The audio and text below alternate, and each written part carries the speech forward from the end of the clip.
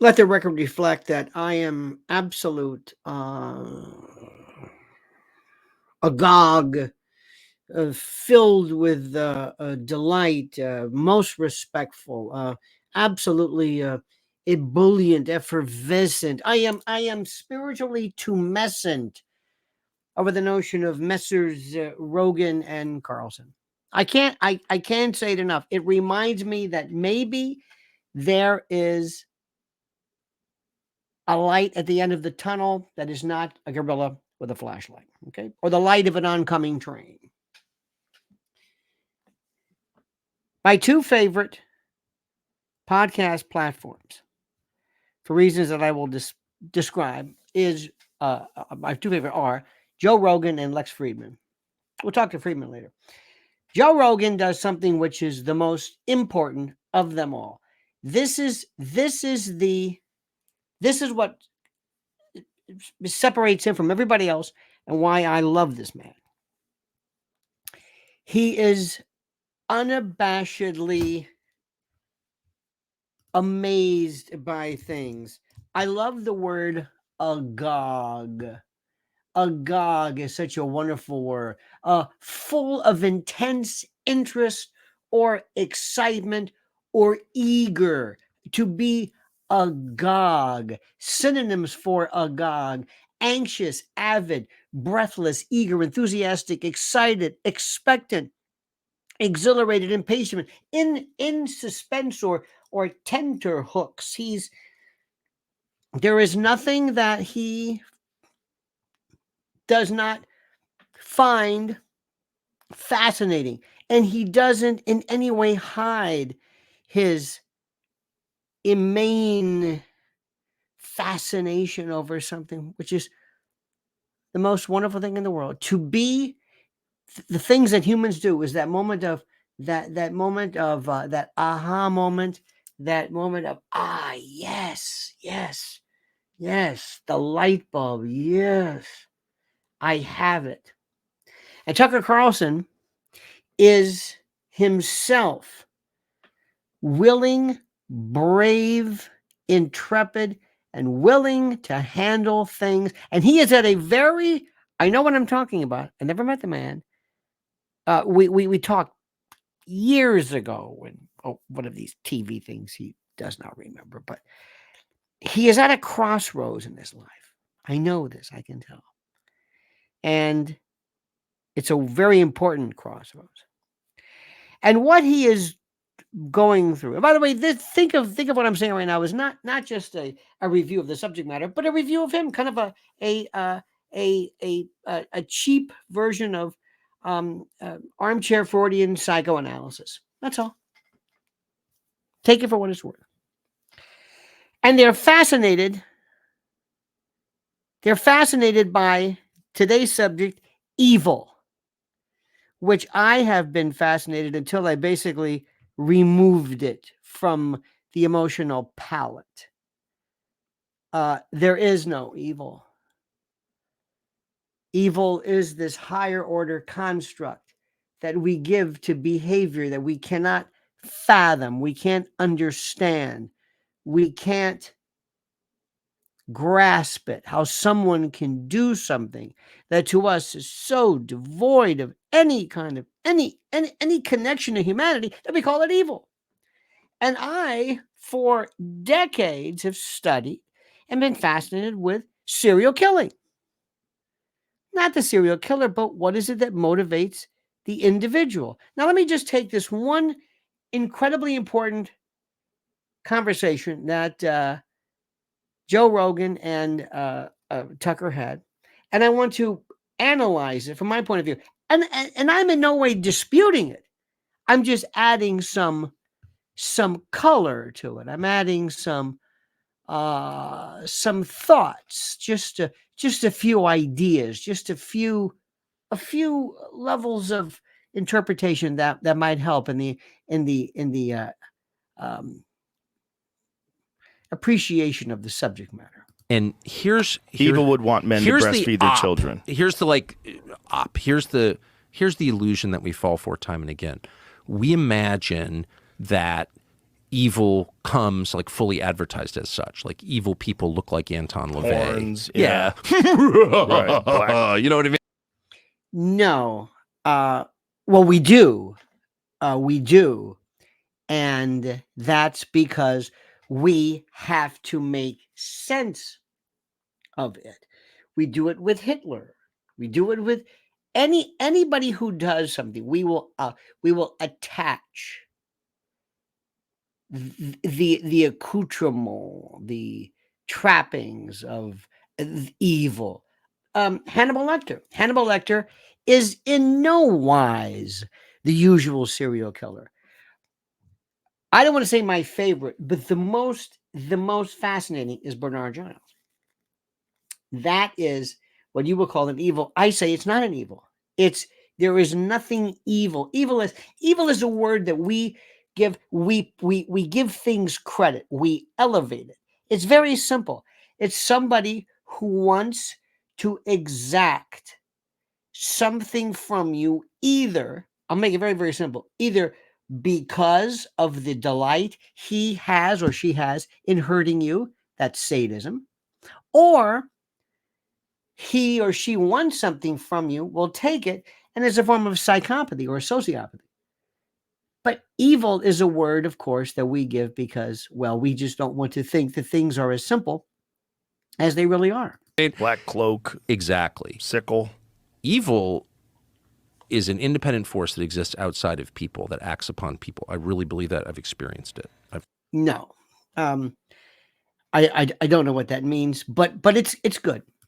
A lot. And it's obvious. And what vessel do they choose? The weak. It's weak men and women who are instruments of evil. The weaker the leader, the more evil that leader will be. Okay. I think this deals with the susceptibility of it. Yes. If somebody's going to act upon a weak leader, if somebody's going to impart some type of control over it, where the weak leader is a puppet or something, yeah. But the evil leaders are not necessarily weak. So and unfortunately, we've reached a time in American history where every leader is either a woman or a weak man, pretty much. And so I'm sorry to say it, that's just true. And I don't know what that means. The weaker the leader, that's what Mike Johnson. Everyone's like, oh, Mike Johnson's such a nice guy. Well, I know Mike Johnson, and he's a perfectly nice guy to the extent that he's like polite and seems kind of meek and restrained, and he's not saying motherfucker ever. You know what I mean? He's got like very sort of buttoned down affect, but he's a weak man. And I absolutely disagree. He could be a weak man. He could also be an imposter. He could also be someone who's doing exactly what he wants to do. He's somebody who took your faith and your hope and your dreams that he would be this facilitator of that which is, I don't want to say right wing, but that is conservative or right or whatever the particular word is. He fooled you. He duped you. He did it. Biden has done this, not because they're evil, not because they're weak, because they're imposters. The sleight of hand, the prestidigitator, the person, the con man, the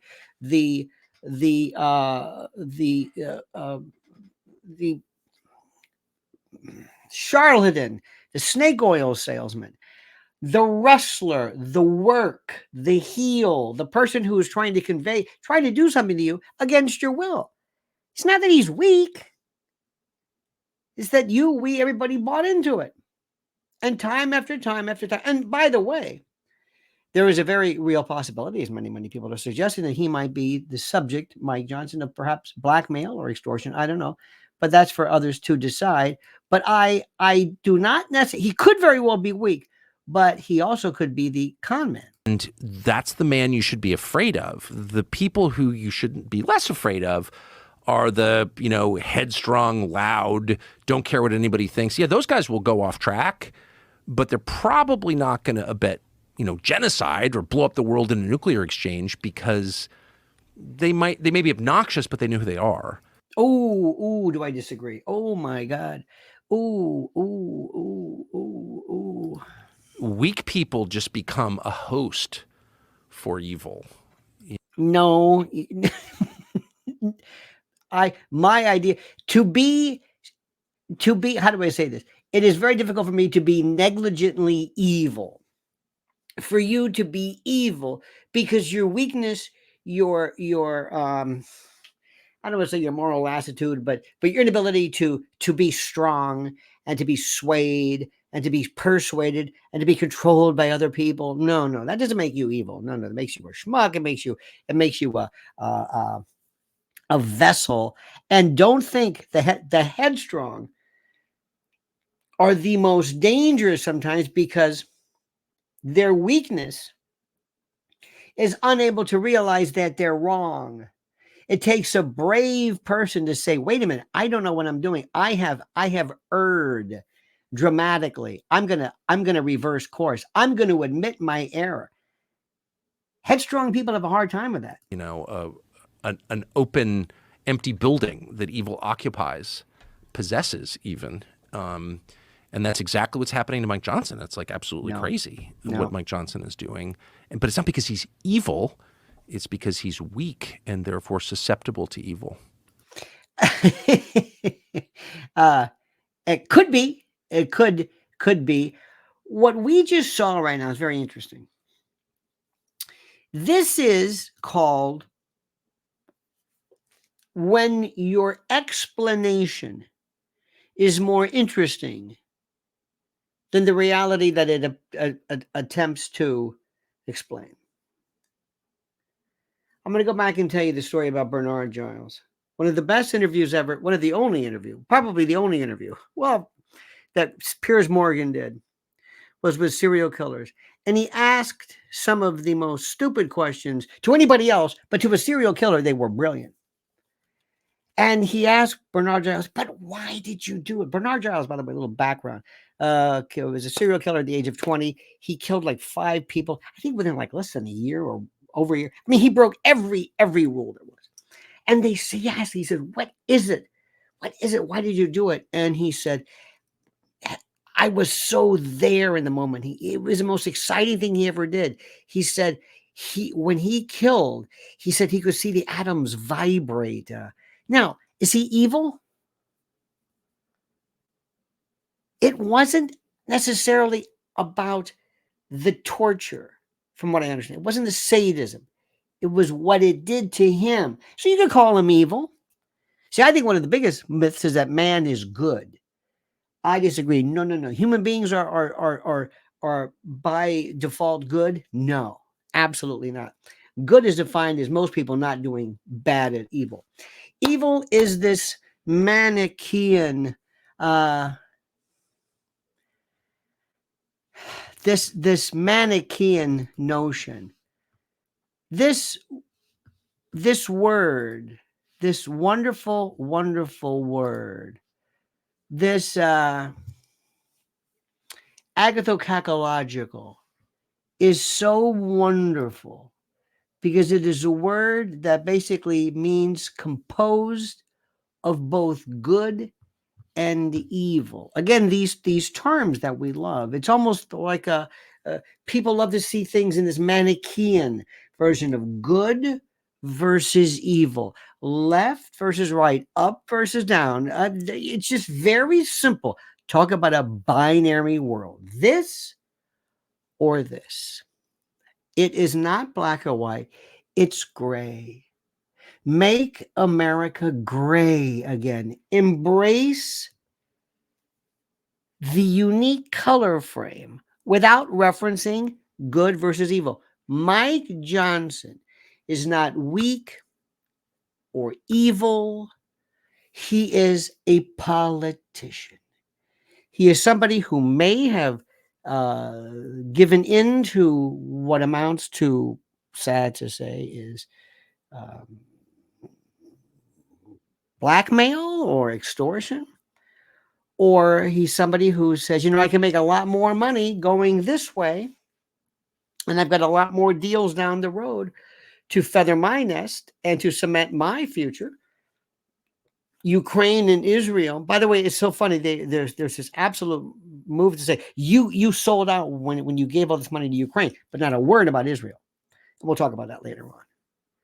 So I thank Joe and Tucker. I thank him.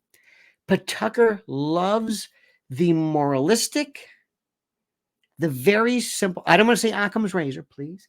I don't want to hear zebra hoof prints or hoof sounds or whatever. I'm not saying that. But there is no such thing as good. Mike Johnson is a good person. He is in a position right now where people do things where they compromise their own integrity, they compromise their own self-worth, and they compromise who they are. Sorry to say. Thank you, dear friends. And thank you, Messrs. Rogan and Carlson. Absolutely excellent. You make us think, and that's a wonderful thing. Please like the video. Please subscribe to the channel. Please hit the little bell so you're notified of live streams and new videos. And whatever you do, I beg, beseech, implore, and importune you to comment as you see fit.